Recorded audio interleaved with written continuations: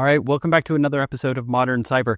We've got a topic on deck, at least for the beginning of today's conversation, that is near, and I won't say dear to everyone's heart, but it is definitely near to the hearts of those of us who have been around this stuff for as long as I have, as long as our guest has, and that is DNS. We are going to be talking about DNS. We're going to be talking about some of the modern, let's call it the state of the DNS. How has DNS evolved or not evolved, as the case may be? And to join me for this conversation today, I'm delighted to be joined by John Todd. John Todd is the general manager for Quad9. He's been involved in internet infrastructure, networking operations, and DNS-related roles for 35 years as an engineer, manager, and IP enthusiast. And John is currently the general manager at Quad9. John, thank you so much for taking the time to join us today. Thanks for having me here. Well, let's get into it. I said in the intro that DNS is kind of near, but not necessarily dear to my heart. And I only say that because it's the kind of system that we're all using, a gazillion times a day. It's been around for 30, 40, 50 years. You can give us the history on that. It's the kind of thing we take for granted. We don't know that it's there. The internet doesn't really work without it, at least from a practical level. Nobody wants to go into straight IP addressing. But I guess one of the first questions I have is, first of all, has DNS evolved? And maybe just give us a quick overview, a quick history of DNS over the last decades.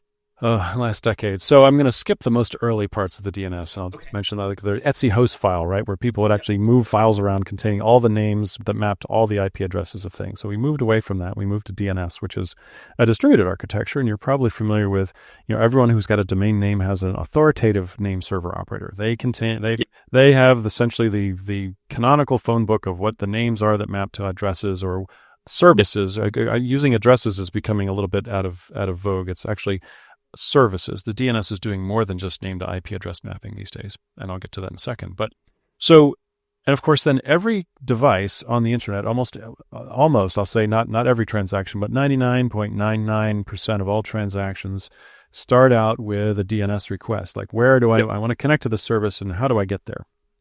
And everybody has then, to serve those answers, a recursive DNS system that actually takes that request from a client and then performs some lookups and says, all right, we're going to start asking questions about how do we get this namespace? Where do I ask the questions? What server has the answers to these names? And there's a very long process of recursively asking different parts of the namespace where the answer lives. And it occupies a strange place, actually, in the internet, because it's not a network service. It's not TCP/IP, but yet it is so fundamental to every transaction on the internet that it might as well be part of the infrastructure. And that's how we're trying to kind of structure things, make DNS considered as part of the infrastructure from both a technical perspective, but then also from a political perspective. We'll talk about that in a second too. Okay. As each client does these requests, for the last 30 plus odd years, it's been relatively generic. The client makes a request, it gets a response back, and it makes the connection. In the last 15 years or more, there's been the concept of actually doing some more stuff in the DNS. Yeah. And one of those things has been to kind of put a security layer in the DNS, and that's actually been quite effective. Meaning, you ask your recursive DNS resolver a name, and let's say it knows that the recursive resolver has a list of bad sites on the internet, meaning they're trying to distribute malware, or they're trying to be phishing sites, or whatever. They're trying to do some harm to the end user. And so the DNS resolver will then either give you back a negative answer, meaning saying, I don't know where this is, or in some cases, it might give you the wrong answer and say, no, you should go to this website instead. So those functions have been around for a while, and in a very high level, that's what Quad9 does. So there's a second thing that Quad9 does, as well as protect you from malicious sites, and that is that we actually we don't give anyone your data. So this is kind of the core fundamentals about what Quad9 does. We do recursive DNS, but we also have a security component, but then we also don't collect information on end users, and that's actually very different than maybe some of the other services like your ISP. Do you really know what your ISP is doing with your DNS data? So many of the changes that we're seeing in the DNS are not just in some of the technical measures, like encryption in the last 7 or 8 years has become a thing. We're now encrypting DNS as one of the last protocols to get encrypted, which is great. Yeah. So now there are at least 3 different major ways of encrypting, if not 4 major ways of encrypting the DNS. That's fantastic. We support many of those. But now the question of like what is being done with my DNS data is becoming something that people are really interested in, because if someone sees your DNS data, they might as well be looking exactly at the web pages you're looking at, because they know based on the names you're looking up where you're going. So we're trying to kind of push the DNS in a couple of ways. From a technical perspective, Quad9 is trying to, as again, doing things like we were the first resolver to support standards-based encryption, and we were the first resolver to really have an incredibly strong privacy policy.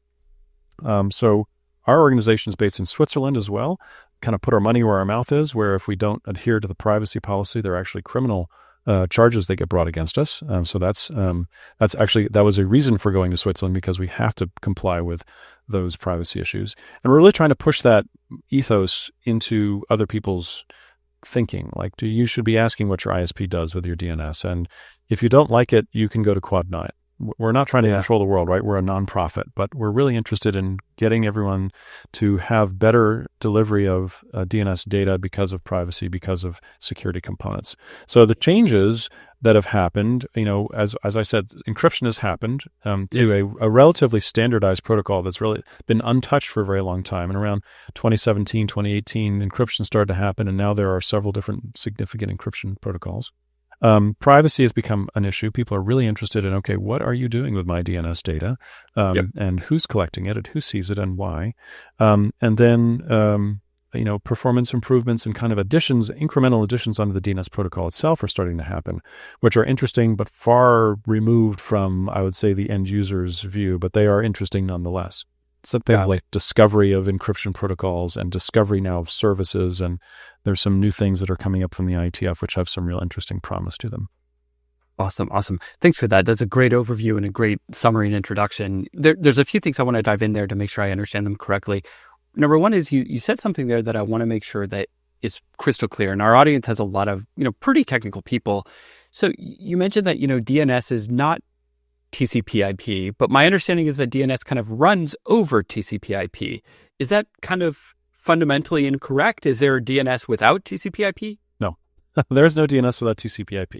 Okay. DNS has traditionally been a UDP protocol. It's actually one of the few protocols that uses UDP, meaning it's not guaranteed. But that's changing. Again, not all. Most of the encrypted protocols use TCP now by default, which means that you get the full transaction, you get guaranteed delivery. You've got the handshake, you've got the kind of, stronger connection. Right. But if we look at our network, if we look at the number of queries that we deliver per day, still the vast majority of them are UDP, which has pluses and minuses from a security and reliability perspective. So we're really trying to encourage encryption as the way people should go.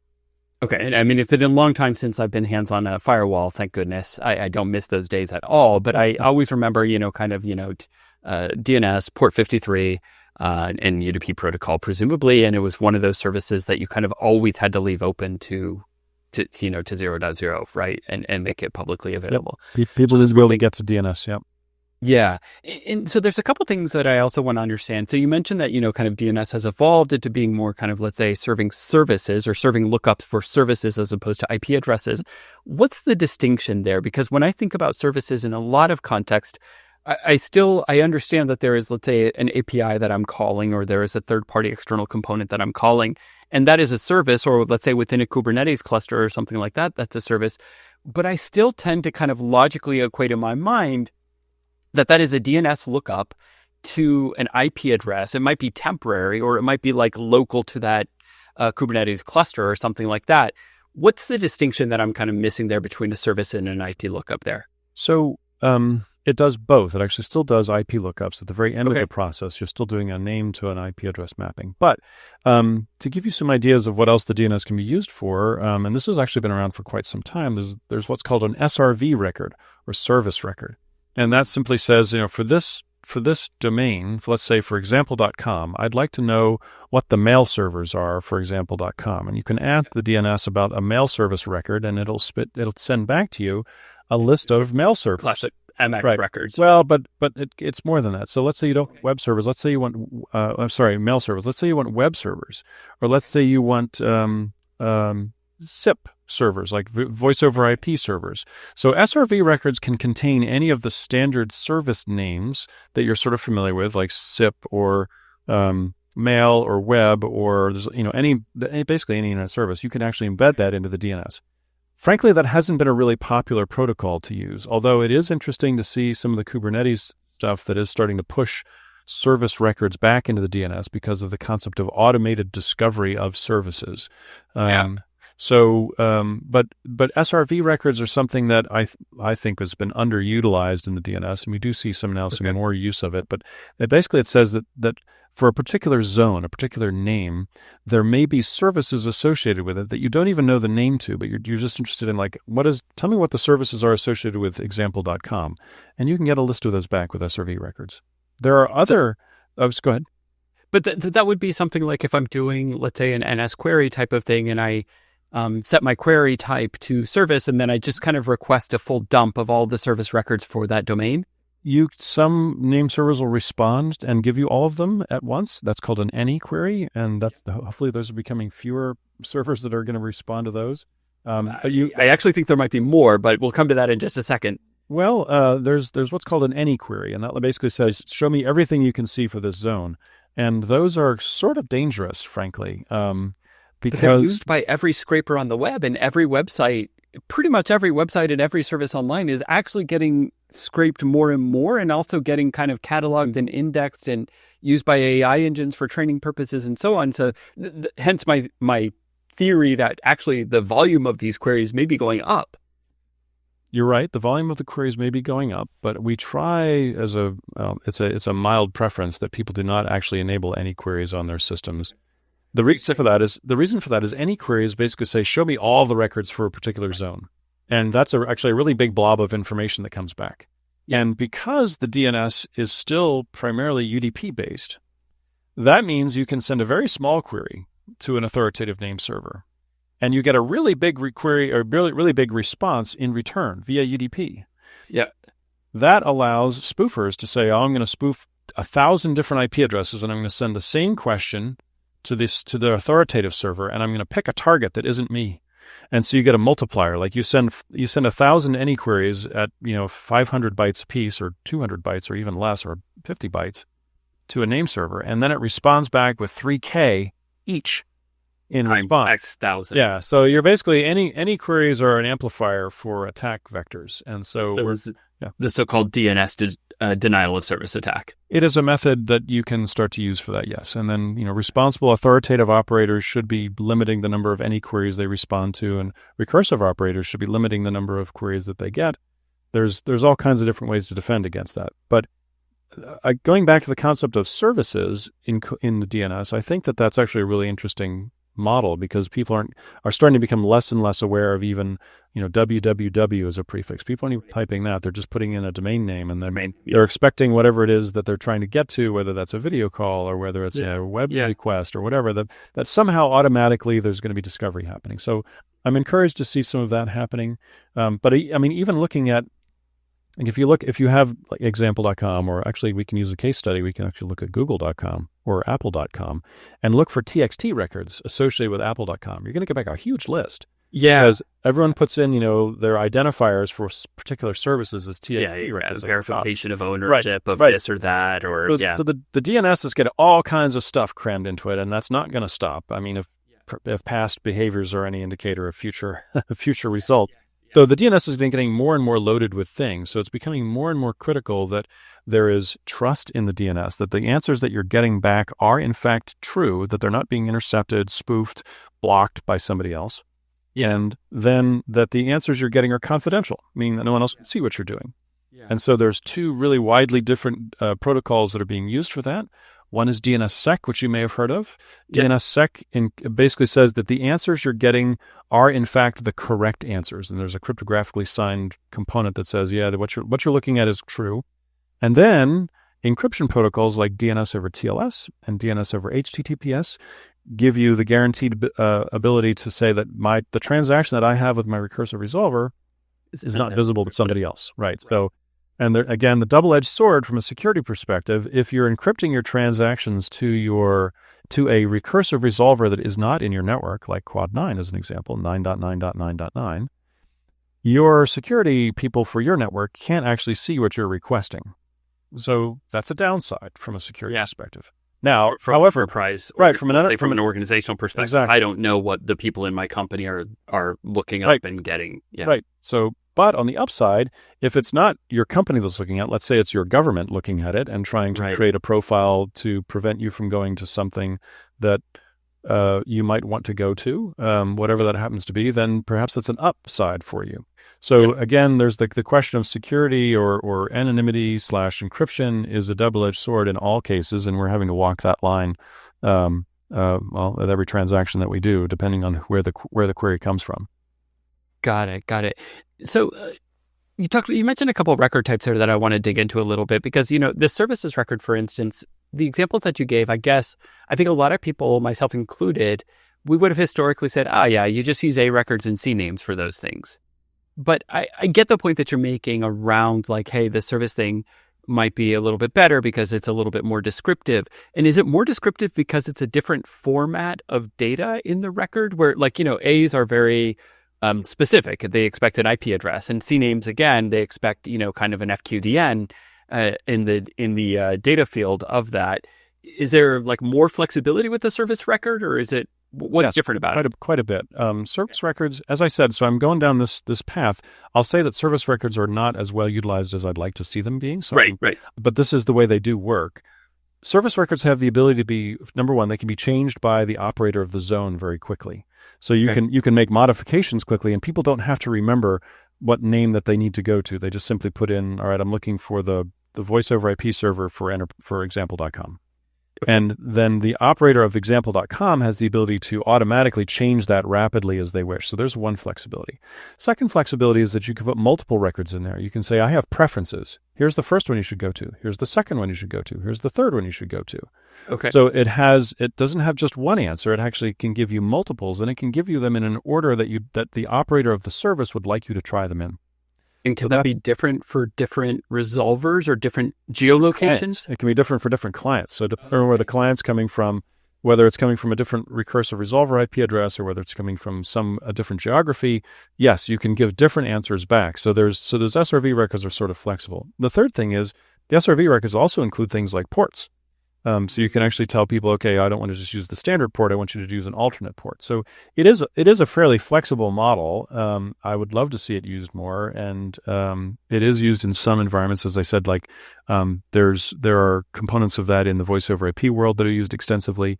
There is some use of that in the large scale computing world. I'm interested in seeing that transmit further down the stack. Got it.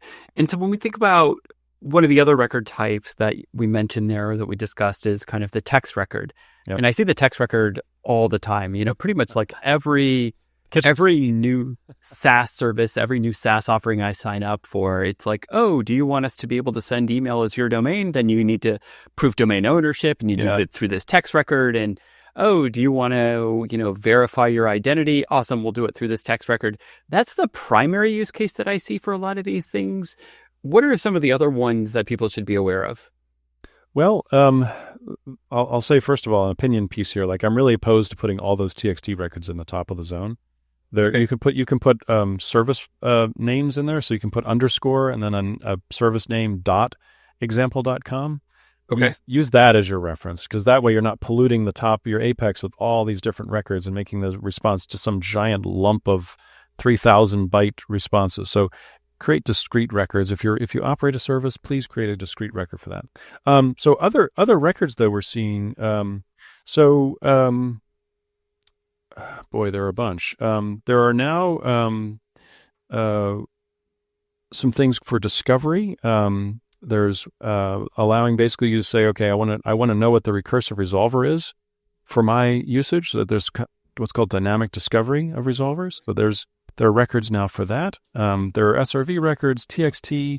I'll say that unfortunately TXT still seems to be the kitchen sink. Everyone still seems to throw things into TXT. And it's a totally unformatted thing. It's just a generic key value pair. By the way, I've seen people using them almost as a as a mini relational or key value database for application lookups. Yes. There was someone, I think, that even did the Star Wars opening scroll as TXT records. So you do a recursive fetch for that. There's all kinds of things that get shoved in the DNS. Again, sort of like not in favor of TXT records. A lot of people use TXT records as exfiltration. You can create a tunnel over DNS. You can create a TCP/IP tunnel over DNS with a specifically configured authoritative server and a client software package. So basically, by sending packets in and encoding them into requests and responses, their TXT record models, you can essentially create a communications channel for exfiltration of data in environments that are really tight. So it's a constant cat and mouse. How do we actually don't allow that through our network because it's an abuse of the DNS. Essentially, it's abuse of recursive and authoritative services. So, how do we slow that down, stall it, prevent that from occurring? There's a lot of nuances now. In the recursive resolvers used to be something you could really quickly set up. You'd set up bind. You'd say, okay, you're now a recursive system. Away you go, and you'd forget about it.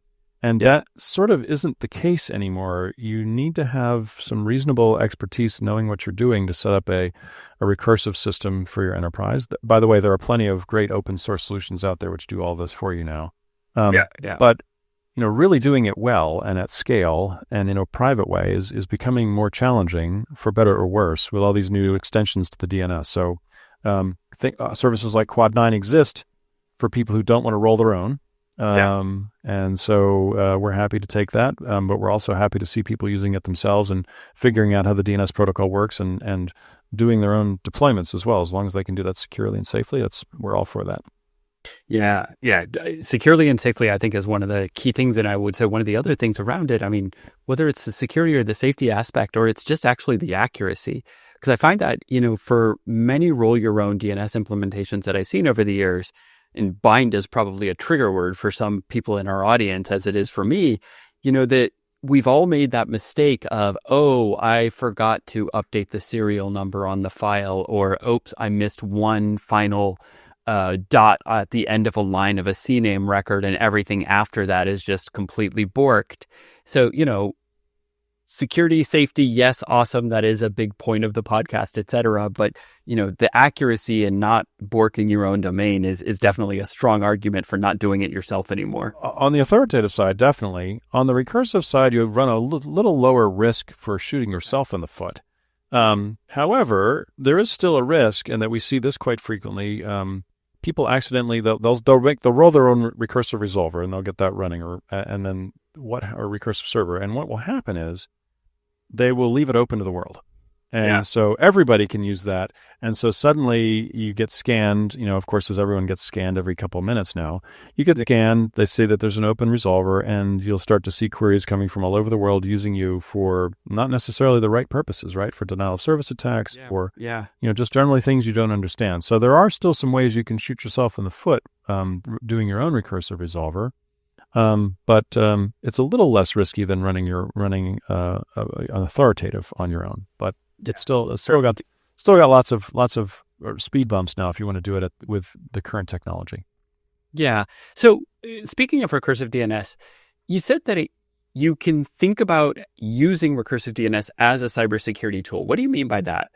So as I sort of said at the beginning, there is the ability now to include block lists into the DNS, meaning if you try to look up something that's malicious, you can actually embed lists of bad sites into your DNS recursive system, so that when you try to look up, or when all of your clients try to look something up, they get essentially a no answer. They can't connect. Yeah. This is really important with IoT devices and things where you can't actually install any software. There's no way for you to get in there and figure out how you're going to block bad things from happening.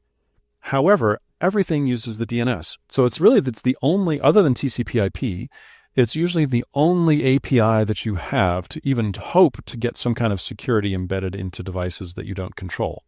So Quad9, we are one of those services that embeds malicious host names into our feed so that we block them for our end users.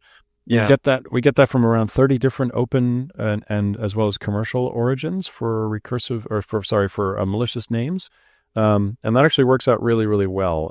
Both sides of that equation benefit from that. End user benefits because they don't get connected to phishing sites or malware sites. And the threat intelligence providers that we have benefit because we give them some volumetric insights, like how many times did this domain get queried?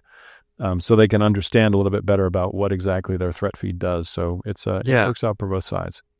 Well, two kind of follow-up questions there. Number one is, that's awesome. That makes a ton of sense.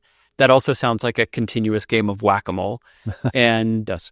I'm kind of curious how you manage that. And number two is, you talked about working with some external providers on the threat intelligence side. Talk to us a little bit about that. Where does this data come from? What kind of data is it? Sure.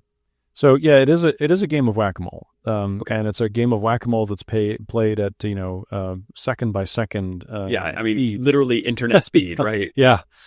So we have about, I think it's between 3 and 4 million different domains that we keep in the list at any one time, but those rotate in and out very rapidly, and that's an automated process from our threat intelligence providers. They give us these lists and update them. So things appear really rapidly. Like, new domains are registered and used for malicious purposes within minutes of their being registered. So our job is to figure out how to have our threat intelligence providers know that those exist, and then validate that they are in fact threats, and then feed them to us as quickly as possible so we can block them. So we ingest these lists. And it's not exactly nothing is truly real time, right? But we ingest these lists very quickly from our threat intelligence providers, and then embed that into the feed, distribute it out. We have right now 300 and some odd sites worldwide where we actually have systems deployed. We didn't really talk about that at all, but like, recursive resolution needs to be fast. And so in order to be fast, it needs to be really nearby to the end users. So we have got even a speed of light and geolocation kind of, proximity challenge that you're trying to overcome. Yep. And so we use Anycast, meaning that we advertise the same address, the same /24s or /48s in every location where we have equipment. And so people sort of automatically go to, I won't say the best, but from a networking perspective, the shortest path is the one that they take. Right. And so in terms of like millisecond resolve time or no hops, or as far as BGP is concerned. Okay. And so that you could sort of say that's number of networks between us and them. Right. But in some cases, it's actually manual. Sometimes people will manually try to prefer traffic to come to us in certain ways or not. Usually that's tightly integrated with milliseconds. Usually it's tightly integrated with delay, but not always. And there are always some weird cases. I've lived firsthand through that, by the way. So the goal is, if you get more and more and more sites out there, if you distribute more of your network and have exactly the same prefixes announced from every one of those locations, overall, people will go to the fastest location because it's going to be close to them network-wise. Yeah. And so and the old saying around the Motorhead community, there's no substitute for cubic inches. Well, there's no substitute for number of Anycast deployments. Like, the more you can have, the more you're going to be able to get end users to the fastest one. So the cybersecurity needs to be fast, it needs to be private, and then it needs to be good. So we have about 30 providers, as I said. We get from them the lists. We give back to them sort of real-time information about how many queries they're getting for those threat domains. They, in turn, will repackage or use that information to actually sell to their clients, because we get, there are organizations like, as an example, if you go to our website, you'll see IBM. We have actually a big list of our partners on the website, but IBM, as an example, repackages the information they get with us because they discover, they give us a domain. Within a few seconds, we start to give them insight into how many queries this domain's getting that we're blocking. And then they say, aha, this is advancing in Asia. And so they take that data, and through whatever mechanisms they have, which I have no insight into, but they actually monetize that by creating different levels of service they can give to their customers at a much higher level of integration with different SIEM platforms and things like that. So the data that we provide is essentially first insights into the way that domains are operating on the internet from a threat perspective. And that in turn helps our threat intelligence providers, but first of all, it helps our end users because they're getting blocks really at the head of the curve. Interesting. I have to ask the question, you mentioned at the beginning that Quad9 is a nonprofit organization, but some of that sounds like it's got to be kind of expensive. It is. Right? First of all, there's all the servers that you got to stand up. And second, if you think about I don't know what the policy is around data handling, but at least just processing the data and responding to all the queries, whether you store that or not, that's a fair bit of bandwidth and a fair bit of compute power. It is. How is the organization set up, and what's the kind of the corporate structure and the business model, if there is one? So Quad9 is a nonprofit. As I said, we're based in Switzerland. We're a small team. We're 10 or less full-time folks. But we bat well above, we box well above our weight, as they say. So what we do is that we are extremely fortunate that have a number of different partners who give us most of our facilities. Pretty much every location where Quad9 exists in the world is provided for free by different partners. And some of those partners give us many dozens or even hundreds of locations. PCH, Packet Clearinghouse, is our biggest partner. But we have other partners who give us specific locations, like there's a company called Edge Uno, which is in Latin and South America, which is great. They give us facilities. There's i3D, which is Europe and some of the Americas. There's Equinix, who gives us a footprint all over the place. So they believe in the mission. They like what we're doing. We're making the internet a safer place. We're making the internet a more trusted network for their end users. So they like what we're doing. So we get a much bigger footprint than we're paying for, because we're not paying for it. We're getting it for it at no cost, essentially. So the biggest item in our budget is a zero balance for us. So we still have to ship equipment out to those places, though. Yeah. And so that's a big cost and a big effort. And that's actually where a lot of our time goes, is actually figuring out where we're going to deploy, shipping equipment, managing customs, getting coordination with the local site contacts to get things turned off. So there's a lot of work there when you're looking at dozens and then hundreds of locations to ship things. So our costs primarily are staffing, equipment, and then what I'll call overhead, so legal costs and other things. So we're extremely efficient with our capital. We don't have an office. We don't have a physical instantiation. Everyone is remote. We are extremely cost efficient with buying things. All of our equipment is off the used market, but the good news is that companies go through things in a 4 or 5 year cycle, so it's actually still fairly new gear. Yep. And so, how do we make money? Like, how do we do this? So we get grants. There are a number of different organizations who give us grants. So we've got grants from a bunch of different places, like the EU, like OTF in the United States. The Craig Newmark Philanthropies gave us some money last year, which you'll see an announcement on our website. So there are people who believe in what we're doing, and they understand what we're doing makes everyone safer, and it makes everyone more able to trust the internet as a basis for learning, as a basis for economic use, as a basis for just the day-to-day functioning of the world now, which the internet has become. Yeah. We also have partnerships with some commercial providers, like, as an example, IBM. IBM is one of the few big organizations that really understands the benefit that they get from this relationship we have with them for threat intelligence, and they're willing to give us some sponsorship for that. So we make money through a whole bunch of different ways, primarily through people who believe in the mission, but also in some cases through people who both believe in the mission and get some benefit out of our existence, and the fact that they can then also improve their product with some of the information that we give back. So I'm curious then, because there's part of me that wants to tell everybody, hey, just immediately go change your primary DNS lookup servers to 9.9.9.9. But then on the other side of that, it's like, hey, well, that actually incurs more cost for you guys. Yeah. Again, a saying I use is, we lose money on every user, but we make it up in volume. Yeah, exactly.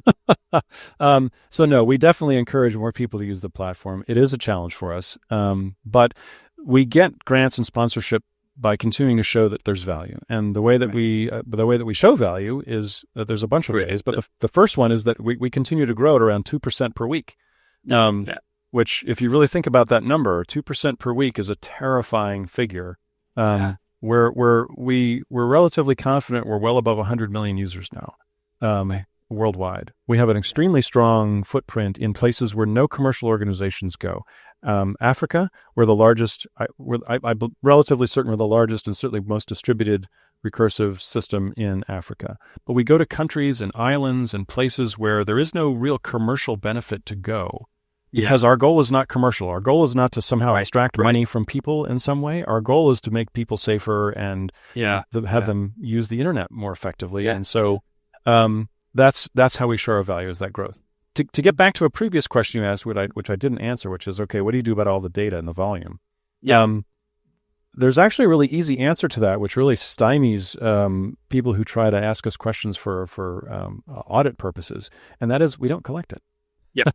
We don't collect data, meaning the PII, personally identifiable information, IP addresses in our case. We never collect that information. We actually discard it. The minute that we answer the question, the IP address goes away. Yep. So we have avoided an enormous amount of expense and complexity and compliance rules by simply never collecting any PII on users. But you do collect the number of queries against particular records or domains. Yep.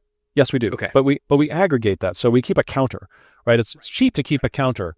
In an anonymized generic counter. Yeah, I totally get it. Yeah. And so like, you don't know that Jeremy looked it up, but somebody looked up example.com and they maybe looked up, 10 times in a 5-minute period or whatever the case may be. So the block records we really keep close tabs on. And actually, if you go to our privacy policy, which we're quite proud of our privacy policy, it took us a really long time to write it. And it's actually been used as part of an RFC as sort of an example.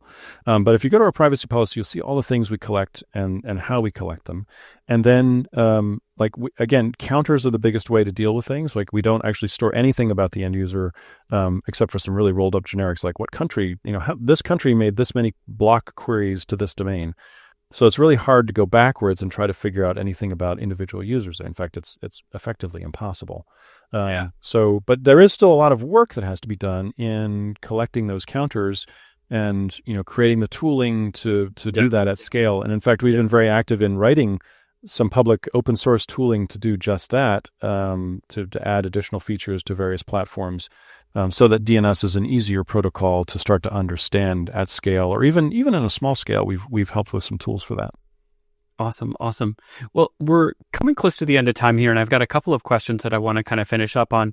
There's one that's been kind of rattling around my mind, and I've seen it a couple times over the last couple of years, and you may have as well. And this, every now and then you'll see one of these statements that, we're using the same internet as 30 years ago, 20 years ago, whatever. And, people who will come out and say like, oh, okay, IPv4 is kind of on its last legs, whatever. I don't think that's necessarily the case. I think we're going to be using it probably until the end of my career. But then the one that really, for this conversation, jumps out at me is I've seen people making the claim, oh, DNS is broken, and it has been for 10 years. And so on. And I've never really understood like what's behind that argument. And I'm curious, A, have you seen that argument? And if so, have you heard any of what the actual foundations of that argument are? Well, okay, there's two. I'm going to speculate on when you say the DNS is broken. There's two camps that I've heard of, and maybe I'm certain there are many more. So forgive me if I'm not complete. The first camp, when people say the DNS is broken, are people who have a commercial alternative that they'd like you to use. Okay. Like what? I mean, what? I can't even understand what an alternative to DNS would be. There are some efforts to include blockchain in the DNS and basically distribute the DNS in some verifiable method using blockchain technology. Okay. I think that's interesting, but I have not seen an offer yet or a protocol model that seems to make sense or that scales out. Yeah. Usually people who have an offer like that, they're like, and by the way, my company does a really good job at that. And so there's there's a self-serving aspect to it, and people immediately don't trust that. So I'm going to say the first people that say the DNS is broken are people that are trying to come up with something that either improves their business plan or is their business plan in some fashion. The second is that there have been a number of people who have said that DNSSEC is broken over the last 15 years or so. And that has a little bit more validity to it. If I was having this conversation 8 years ago, I would say, all right, maybe that's true. But DNSSEC is a method to validate and make sure that the answers you're getting are truthful. That is sort of done now. Like we operate. So just to give you some background, like 8 years ago, there was some effort, actually more than 8 years ago now, there were some efforts to basically force DNSSEC, meaning force this cryptographically assured chain of ensuring answers are correct, down the throat of the U.S. government. And like every U.S. government agency had to use DNSSEC. And that was kind of a disaster. It didn't get well done. The technology was still relatively new, and it was roundly disapproved by a large number of people. And so there were still some hurt feelings over that. Fast forward to 2025, Quad9 now, and actually has since its start 8 years ago, used DNSSEC as a default, meaning if there's a DNSSEC fault, we will not answer the question. So if DNSSEC was broken, we would be hearing about it at large scale from millions, tens of millions of end users would tell us, hey, this isn't working. DNSSEC does work.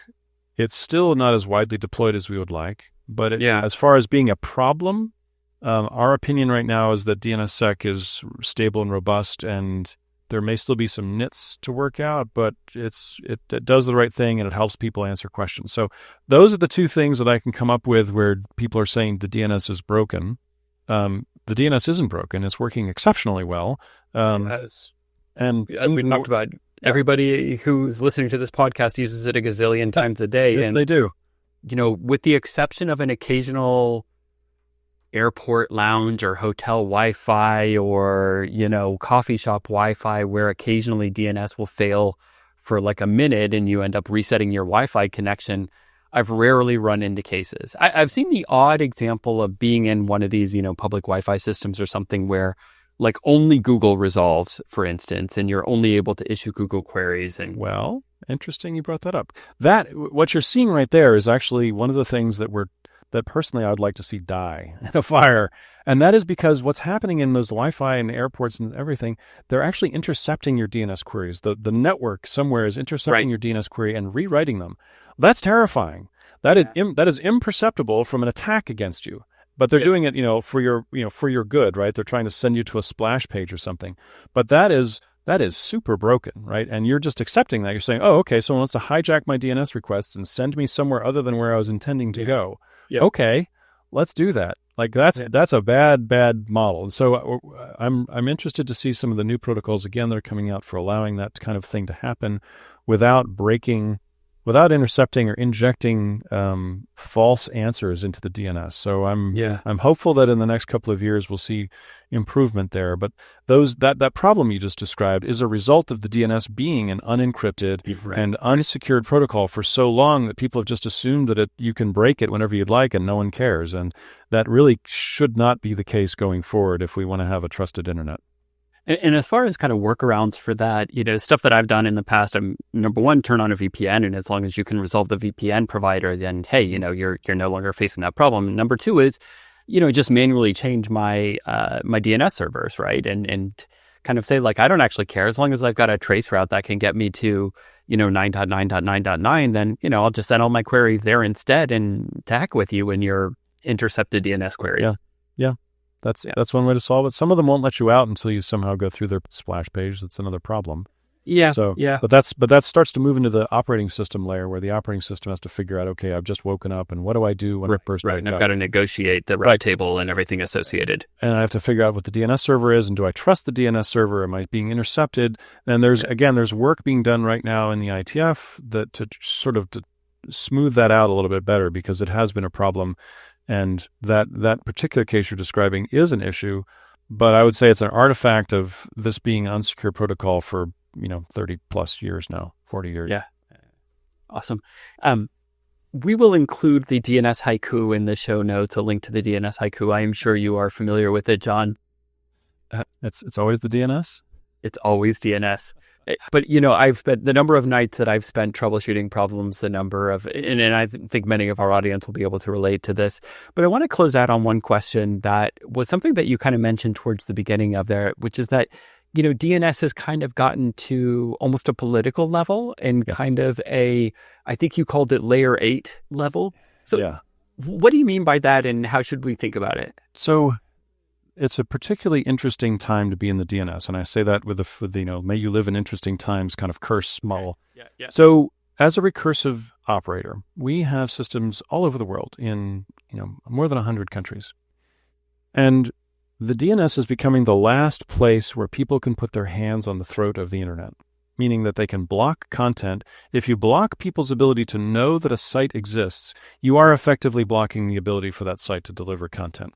Right. So because that's the case, then now there are governments and now there are policymakers who are looking at and applying laws to recursive DNS and saying it is not allowed to recursively resolve these names in France, as an example. And we have a current lawsuit in France where Canal Plus has decided that they're going to restrict us from resolving a certain set of names in France for what they claim are copyright reasons. we are very much in favor of copyright holders being able to defend their rights. That's not the point. The point is that we're creating a system which allows, we're creating architectures which allow governments, which allow maybe not even governments, or basically just policymakers of any kind, to tell other organizations, maybe not even in their own country, what you are allowed to resolve and what you're not allowed to resolve. That is fundamentally extremely troubling, because it essentially attacks the infrastructure of the DNS at one of its most core levels. You're not even talking about the content provider. You're talking about somebody else, a third party, which was what Quad9 and other recursive resolvers are. You're saying, since I can't go after the third party, or I can't go after the content provider, and I don't want to go after the content provider. I'm just going to go after the people who resolve the names. That is really, really problematic, and is going to lead to really bad outcomes. Like, as an example, in France, right now there are a number of websites that we had to block because of legal demands by Canal Plus and the French government. We have to block those worldwide because we don't know who a French citizen is. Like, who's French? Yeah. Like, okay, well, no, you could argue, well, if it comes from this IP address, it's French. No, it isn't. Yeah. There is no canonical mapping of IP address to citizenship or jurisdiction. No. And what about the islands? What about the islands off the United States? What about New Caledonia? What about all these other exceptions? What about French citizens who aren't even in France? What if they're traveling? Are they allowed to do these sites? Like, the complexity of that answer becomes unmanageable if you try to apply these laws. So Quad9 has actually found itself in this place before. We actually had a case in Germany in 2021 where the German Sony Entertainment in Germany told us to block certain sites. And we went through 2 years of lawsuits and appeals in Germany until we won that. We won that case in Germany. And it was such an assured win that the final court said, not only did you win, but Sony can't appeal. It was that cut and dried. But entertainment organizations and rights holders who want to control the internet are going to try this in country after country after country. So that's where we're talking about the DNS now becoming a political problem as well as a technical one. And so we're having to both solve the user growth and all these other problems at the protocol layer. But now we're being attacked because of organizations that aren't even us. They're like very, very distant from us, but we're the ones who have to bear the brunt and the cost of doing these actions. So we're going to fight that, and I'll put in a quick plug. Please donate to Quad9. We'll put your money towards good use. Go to the website. There's a donation link there. But we need funding for defending what is essentially a fundamental part of the internet's architecture. Yeah, it's really interesting. I mean, there's an aspect of this. There's two things that come to mind here. Number one is that DNS providers don't have the same kind of platform protections that a lot of, let's say, social media content or search engines do. When, we're not the provider of this content, the user is the provider of this content. We're not responsible for it. And it seems like that kind of general hosting provider / search engine / social media protection isn't there for DNS providers. Well, I mean, I can't make a statement on whether social media is a content provider or not. That actually is a gray area that's too difficult for me to read. I can, however, I'm very certain that DNS providers do not host content. Right? We don't even know who the site owners are. There is no relationship. We don't even know who our users are or who the authoritative operators are. All we do is map names to addresses, right? Yep. So we're very clearly on the side of that is a mere conduit, as the phrase goes, right? We are just like a phone operator. We are just like a network operator where that traffic may travel through us, but we don't actually know anything about either of the two destinations. But we do know that we're providing a good service, or we're improving privacy and security.